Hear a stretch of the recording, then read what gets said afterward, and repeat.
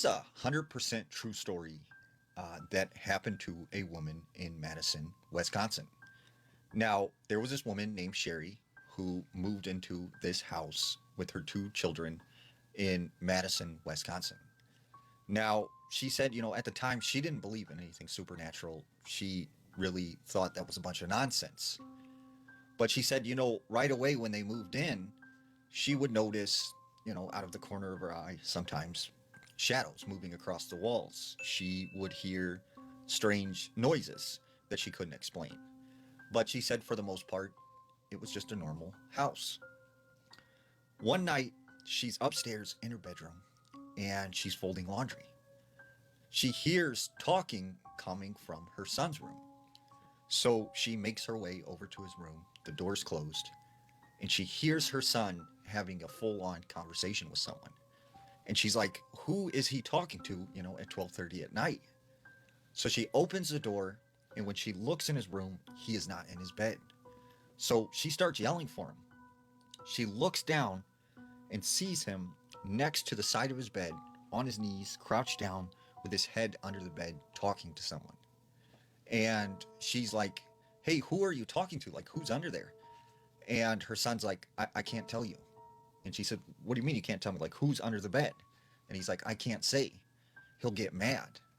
And she's like, "What? Who's under there?" So she runs over to the bed and she looks underneath there. It's empty. There's nothing under there. So she's like, "You know what? Just get back in bed. Like, just stop, doing whatever you're doing."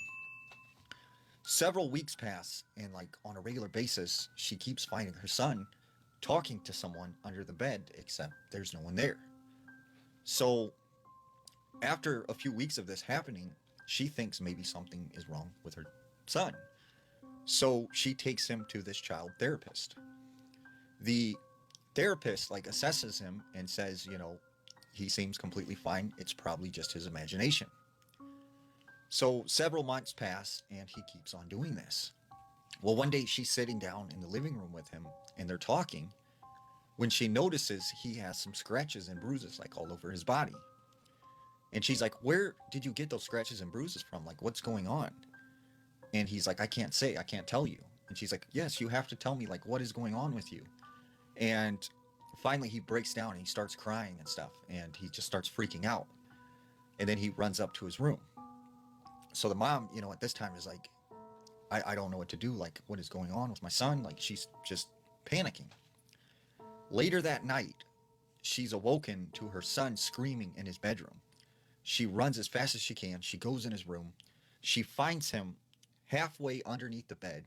He's grabbing onto the bed frame, and it looks like something is pulling him under the bed. So she immediately grabs him, pulls him out from under the bed. She looks under there. There's no one there. So she's like, "You know what? This is weird. Like, you're sleeping with me tonight. You're going to be in bed with me tonight." So they go back to her bedroom. He lays down. He falls asleep. She's sitting in bed. She can't sleep. She's like freaked out about this whole situation. When all of a sudden she hears, "Shh, hey, come under the bed." And she's like, "What?" She looks over.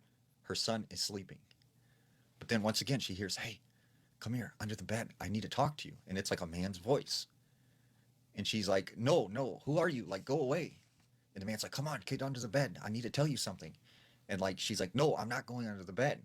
And she said this man, whoever he was, just started yelling obscenities and getting really angry. So she grabs her son. They get out of the house. And she said she left that night and never went back. And still to this day, that house sits there. And she said she's talked to the neighbors. And they said since she's moved, like several families have lived there and they move out immediately.